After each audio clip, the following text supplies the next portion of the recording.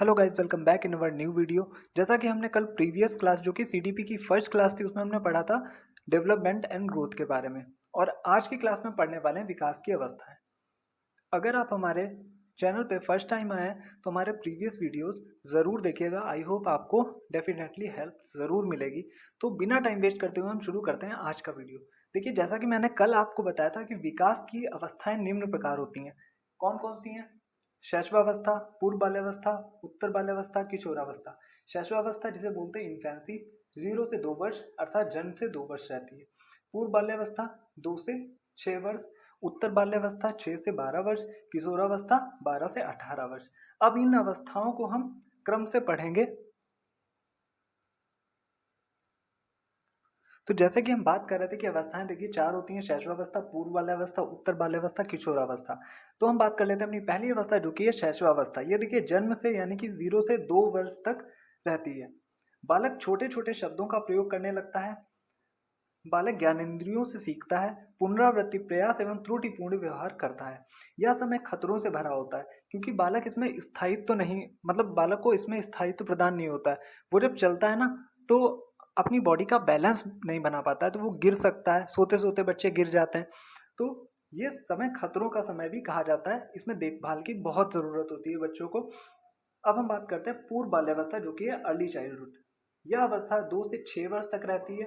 इस अवस्था का अधिकांश व्यवहार जिद्दी, विरोधात्मक, आज्ञा न मानने वाला, खिलौनों से खेलना पसंद करते हैं। इसमें बालक जो होते हैं आज्ञा नहीं मानते हैं, खिलौनों से खेलना पसंद करते हैं। इस अवस्था को टॉय एज, खिलौना अवस्था भी कहते हैं। इस अवस्था में बालक नकल करके सीखता है। देखिए, एक क्वेश्चन आपका ऐसे तैयार हो गया कि ऐसी कौन सी अवस्था है जिसमें बालक नकल करके सीखता है, तो वो है पूर्व बाल्यावस्था।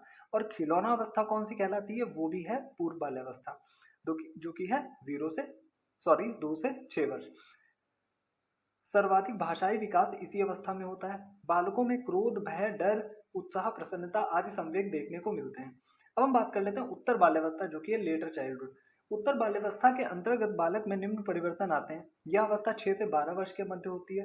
इस अवस्था में बालक विद्यालय जाना प्रारंभ कर देते हैं। यहाँ पे भी आपका एक क्वेश्चन बन जाता है कि ऐसी कौन सी अवस्था है जिसमें बालक विद्यालय जाना आरंभ कर देते हैं? वो है हमारी उत्तर बाल्यावस्था जो कि है 6 से 2 वर्ष। अब हम चलते हैं अपने नेक्स्ट पेज पे। तो जैसा कि हम बात कर रहे थे अपनी उत्तर बाल्यावस्था की, इस अवस्था में शारीरिक विकास धीमा होता है। जो शारीरिक विकास होता है वो धीमा होता है, लेकिन पूर्व बाल्यावस्था में शारीरिक विकास तीव्र गति से होता है। यह अवस्था मिथ्या परिपक्वता अवस्था भी कहलाती है। और इसमें गामक विकास, जैसे कि हमने कल पढ़े थे मोटर डेवलपमेंट, तो वो तीव्र गति से होते हैं। सिगमंड फ्रायड क्या कहते हैं? सुषुप्तता अवस्था। एरिक एरिक्सन इसको बोलते हैं पहचान का संकट, कि बालक पहचान ही नहीं पाता है कि मैं हूँ कौन, मैं क्या करूंगा आगे। प्याजे इसे कहते हैं मूल संक्रियात्मक। तो ये डायरेक्ट क्वेश्चन आते हैं। अब हम बात कर लेते हैं जो कि मोस्ट इंपॉर्टेंट है हमारा, किशोरावस्था, एडोलसेंस। यह अवस्था 12 से 18 वर्ष के बीच मानी जाती है। इस अवस्था में किशोरों में महत्वपूर्ण शारीरिक, सामाजिक, सांवेगिक, संवेगात्मक व संज्ञानात्मक विकास होते हैं। इस अवस्था में ऊंची आकांक्षाएं, कल्पनाएं, नई आदतें, व्यवहार में भटकाव आदि किशोरों में देखने को मिलते हैं। तो देखिए, जो किशोरावस्था होती है वो सबसे इंपॉर्टेंट है, बहुत ही महत्व रखती है। इसमें बालक में नई नई आदतें आती हैं, उसके व्यवहार में लगातार परिवर्तन होता है। बहुत जल्दी बालक गुस्सा हो जाता है, बहुत जल्दी वो प्रसन्न हो जाता है।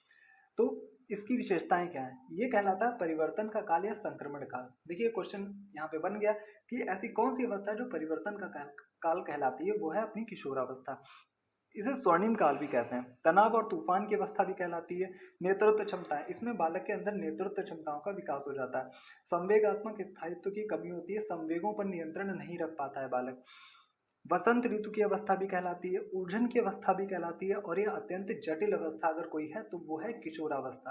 अमूर्त चिंतन की अवस्था कहलाती है, और ये ब्रिज पीरियड भी कहलाती है। देखिए, ब्रिज पीरियड कैसे?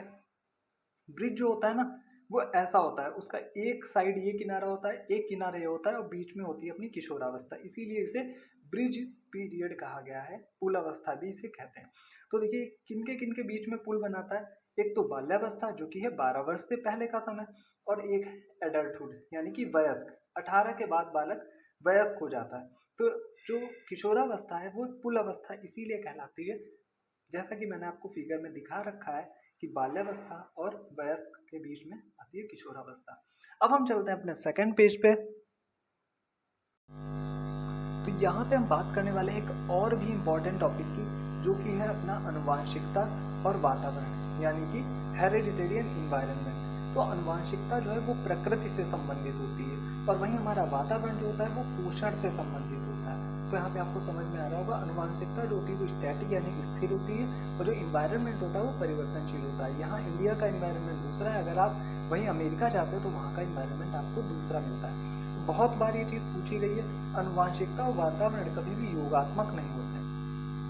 आनुवांशिकता और वातावरण जो होते हैं योगात्मक नहीं होते हैं। आनुवांशिकता और वातावरण हमेशा एक दूसरे के गुणज होते हैं। ये देखिए लिखा है, development is equal to heredity into environment. आनुवांशिकता स्थायी होती है और वातावरण परिवर्तनशील होता है। अब हम बात कर लेते हैं विकास को प्रभावित करने वाले कुछ कारक हैं।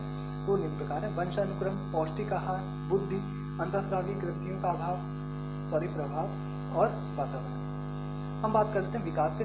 तो जैसे कि विकास के सिद्धांत कौन से होते हैं, देखिए यह सतत प्रक्रिया है या सार्वभौमिक प्रक्रिया है। विकास की दरें विभिन्न होती है, मतलब जो डेवलपमेंट का पैटर्न होता है वो अलग अलग होता है। अगर आप एक कंट्री के लोगों को देखते हैं वो छोटे होते हैं, दूसरी कंट्री के वहीं लोग बड़े होते हैं, तो वो विकास की दरों के अंतर्गत आ जाता है। वहाँ की विकास दर ज़्यादा है, वहाँ की विकास दर कम है। सामान्य से विशेष होता है, पूर्वानुमान इसमें लगाया जा सकता है। जैसे आप बच्चे को विकसित होते हुए देखते हैं, अगर किसी बच्चे का विकास तीव्र गति से होता है तो आप ये भी कह सकते हैं कि ये आगे भी और अच्छा करेगा, इसका विकास और अच्छे ढंग से होगा, तो पूर्वानुमान भी लगाया जा सकता है, और एक क्रमिक होता है।